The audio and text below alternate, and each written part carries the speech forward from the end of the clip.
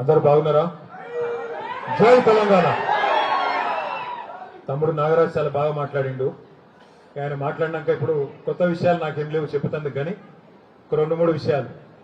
వేదిక పైన ఆసీనులైన పెద్దలు, జిల్లా పార్టీ అధ్యక్షులు గౌరవనీయులు శ్రీ తోటాగయ్య గారు, గౌరవనీయులు మన రాష్ట్ర కార్యదర్శి శ్రీ గూడూరి ప్రవీణ్ గారు, పెద్దలు టెస్కాబ్ మాజీ అధ్యక్షులు కొండూరి రవీంద్రరావు గారు, వేదిక పైన ఆసీనులైన మన మున్సిపల్ చైర్పర్సన్ శ్రీమతి జిందం కళా చక్రపాణి గారు, సోదరులు జిందం చక్రపాణి గారు, జిల్లా పరిషత్ మాజీ అధ్యక్షురాలు తుల ఉమ గారు, అట్లాగే మా తమ్ముడు మున్సిపల్ వైస్ చైర్మన్ దార్ల సందీప్ గారు, గౌరవనీయులైన కౌన్సిలర్లందరికీ పేరు పేరున వేదిక పైన ఆసీనులైన గౌరవ కౌన్సిలర్లకి, అట్లాగే మరి మన 10వ వార్డు అధ్యక్షుడు మొన్ననే జరిగిన ఎన్నికల్లో తన శ్రీమతి నిలబెట్టి పోటీ చేసి ఈరోజు జన్మదినం జరుపుకుంటున్న తమ్ముడు మరి నాగుల దండం పెట్టుకోరా ఎల్లం గారికి, సోదరి కావ్య గారికి వారికి హృదయపూర్వకంగా జన్మదిన శుభాకాంక్షలు కూడా తెలియజేస్తూ, అట్లాగే ఈరోజు పార్టీలో చేరేటప్పుడు చాలా స్ఫూర్తిదాయకంగా మరి అంతఃకరణ శుద్ధితో పనిచేస్తా అని చెప్పి ప్రతిజ్ఞ చేస్తూ పార్టీలోకి వచ్చిన తమ్ముడు బుల్గం నాగరాజ్ గారికి, వారి శ్రీమతి వైష్ణవి గారికి, వారితో పాటు ఈరోజు పార్టీలో చేరుతున్న మా తమ్ముళ్ళందరికీ పేరు పేరున మరి ఎవరైతే చాలా స్ఫూర్తిదాయకంగా గత 10 సంవత్సరాలుగా నాగరాజం బట్టి నడుస్తా ఉన్నారో వారందరికీ పేరు పేరున, మా తమ్ముడు శ్రవణ్ గారికి, అట్లాగే మరి రాములు గారు మాజీ ఉప సర్పంచ్ గారు నాగుల రాములు గారు, పేరు పేరున మా బోనాల నాయకత్వం మొత్తానికి ఫలానా వాళ్ళ పేరు చెప్పలేదని బాధపడకురిజరా అందరికి, పాత కొత్త అందరికి పేరు పేరున ఇలా ఊరు ఒక్కటి చేసినందుకు హృదయపూర్వకంగా శిరస్సు వంచి మీ అందరికీ నమస్కారం.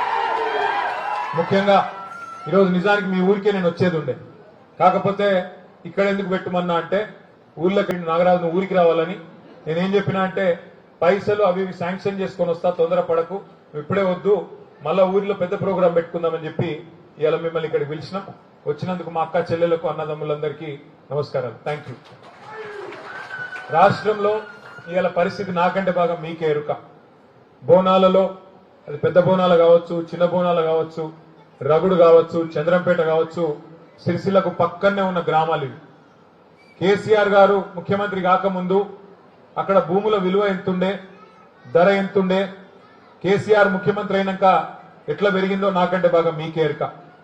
గుంటెడు భూమి ఉండొచ్చు, ఎకరం ఉండొచ్చు, బిగేడు ఉండొచ్చు, కానీ ఎంత ధర వలికింది, ఎంత పెరిగింది మీరు చూసింది. మళ్ళా ఇప్పుడు కాంగ్రెస్ ప్రభుత్వం వచ్చింది, 2.5 ఏళ్ళు అయింది కాంగ్రెస్ ప్రభుత్వం వచ్చి. ఇక వాళ్ళు చెప్పిన మాటలకు వాళ్ళ నోరులకు మొక్కాలి. ఏది కనబడితే అది ఇస్తామని చెప్పింది. ఎన్నికలకు ముందు 420 హామీలు ఇచ్చిండు, 1 కాదు 2 కాదు. లగ్గం చేసుకుంటే కేసీఆర్ ₹1,00,000 ఇస్తే నేను మీదికెళ్ళి తులం బంగారం ఇస్తా అన్నాడు, తులం బంగారం. అట్లాగే మరి కేసీఆర్ గారు రైతులకు 10,000 ఇస్తే నేను 15,000 ఇస్తా అన్నాడు.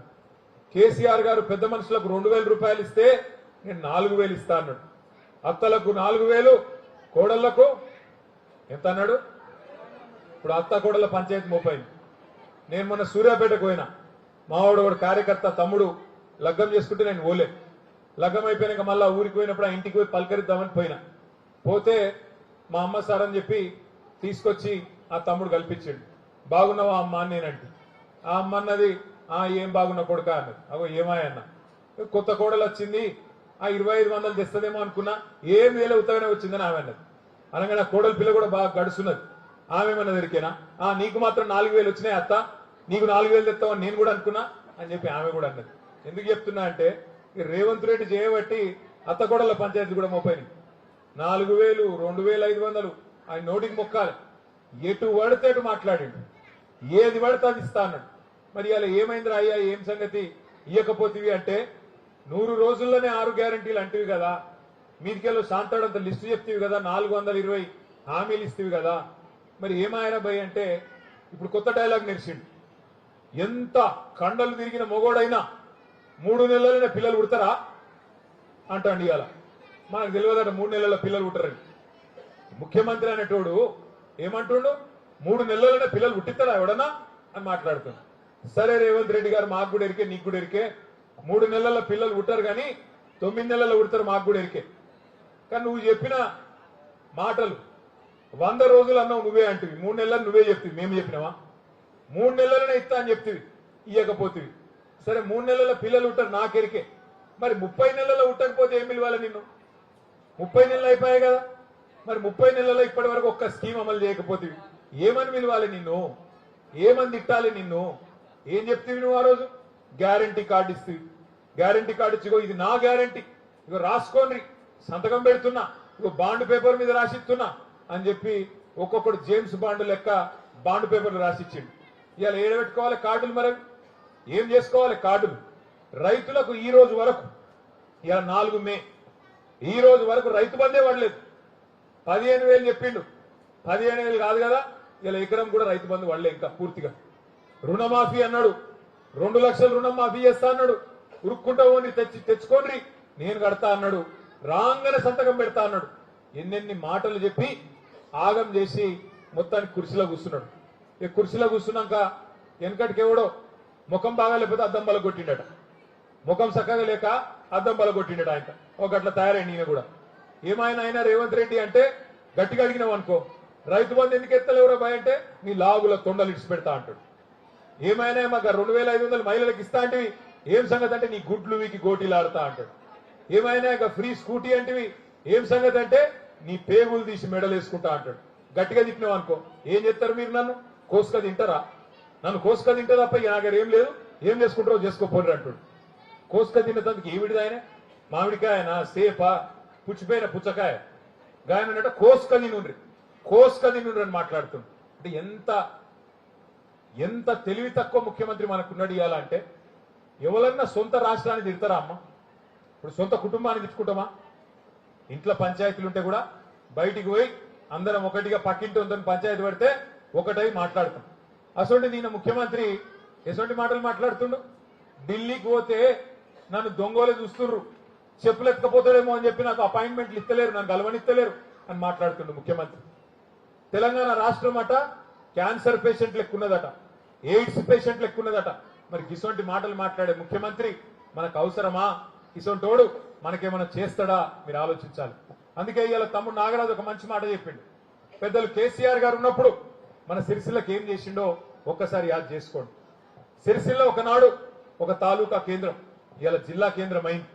మీ కళ్ళ పక్కనే మీకు వెనుకనే బ్రహ్మాండమైన కలెక్టరేట్ కట్టి ఇవాళ కలెక్టర్ ను కరీంనగర్కి వెళ్లి మీ కళ్ళ ముంగట మీ బోనాల మీ రగుడు మీ చంద్రంపేటకి వెళ్లి కిలోమీటర్ యువతల కలెక్టర్ గారిని తీసుకొచ్చి ఇక్కడ కూర్చోబెట్టి జిల్లా కేంద్రం చేసిండు మన నాయకుడు కేసీఆర్ గారు. సిరిసిల్లకు సముద్రాన్ని తీసుకొచ్చిండు కేసీఆర్ గారు. తంగలపల్లి వాగు నాకంటే బాగా మీకేరక మానేరు వాగు. ఎండాకాలం వచ్చిందంటే సుక్క నీరు కనబడకపోతుండే. కేసీఆర్ గారు వచ్చినాక కాళేశ్వరం ప్రాజెక్టు కడితే బ్రహ్మాండంగా 24 గంటలు నీళ్లుండే విధంగా ఆడిపోతే ఆ బ్రిడ్జ్ కాడిపోతే ఆ గుట్ట మీదకి పోతే అది కింద ఉన్న సముద్రమా వాగా అన్నట్టు మిడ్మానే రిజర్వాయర్ అవతల పక్కకు మల్కపేట రిజర్వాయర్ కట్టి మొత్తం భూగర్భ జలాలు పెంచి ఈ ప్రాంతం మొత్తం సస్యశ్యామలమయ్యే విధంగా పుట్లకు పుట్లు వడ్లు వండేటట్టు బ్రహ్మాండంగా రైతులు సంతోషంగా ఉండేటట్టు మంచినీళ్లకు కూడా గోస లేకుండా చేసిండు కేసీఆర్ గారు. 200 పెన్షన్ ను 2,000 రూపాయలు చేసిండు. ఆడపిల్ల పెళ్లి చేసుకుంటే కళ్యాణ లక్ష్మి ఇచ్చిండు. ఆడపిల్ల కడుపులో బిడ్డ పడితే కేసీఆర్ కిట్ ఇచ్చిండు. అంగన్వాడీకి పోతే పాలు గుడ్డుతోని ఆరోగ్య లక్ష్మి అనే కార్యక్రమం పెట్టిండు. చచ్చిపోతే కూడా ఆఖరికి ఇంటికాడ ఫ్రీగా ఆ శవం దించిపోయేందుకు బండ్లు పెట్టిండు. ఆఖరికి ప్రసూతికి ఇంటికాడికి వచ్చి బండ్ల కూర్చోబెట్టుకొని ఎక్కించుకొని పోయేటట్టు అమ్మ ఒడి ఎక్స్ప్రెస్ పెట్టిండు. ఇటువంటి కార్యక్రమాలు కేసీఆర్ గారు చేసిండు. మంచి పనులు చేసిండు. కానీ సరే మనోళ్ళు కొంతమంది ఆశలు పడ్డారు. ఆయన 2,000 ఇస్తేనే 4,000 ఇస్తా అంటుండు కదా, ఆయన 10,000 ఇస్తేనే 15,000 ఇస్తా అంటుండు కదా, ఆయన మరి 24 గంటల కరెంట్ ఇస్తా అంటే 48 గంటలు ఇస్తా అంటుండు కదా, ఇస్తాడేమో 10 ఏళ్ళు ఆయనకి ఇచ్చినాం కదా, ఒకసారి ఈయనకి ఇస్తాం ఏంది తీ అన్నట్టు ఇచ్చింది. ఇలా ఏమైంది? నేను పొద్దున సంగారెడ్డి జిల్లాకు పోయినా, అక్కడ రైతులు లబో దివో అని కొట్టుకుంటాను. ఒక్క వరి కొనుగోలు కేంద్రం తెరవలే ఈ రోజు వరకు. జొన్నలు కొంటలేరు, మక్కలు కొంటలేరు, శనిగలు కొంటలేరు, ఏది కొనుడు లేదు. ఏది కొంటే మళ్ళీ వాళ్ళకు మద్దతు ధర ఇవ్వాలి, బోనస్ ఇవ్వాలి. ఏది కొనకపోతే లొల్లే లేదు, ఆయనతో పోయి బ్రోకర్లకు దళారులకు అమ్ముకుంటారని ఇలా రైతులను రోడ్ల మీద పుట్లకు పుట్లు వడ్లు ఎక్కడికక్కడ వాళ్ళు పాపం కుప్పలు పోసుకొని ఎక్కడికక్కడ ఎదురు చూస్తుంటే లబో దిబోం అంటుంటే అడిగినోడు లేడు, పట్టించుకున్నోడు లేడు.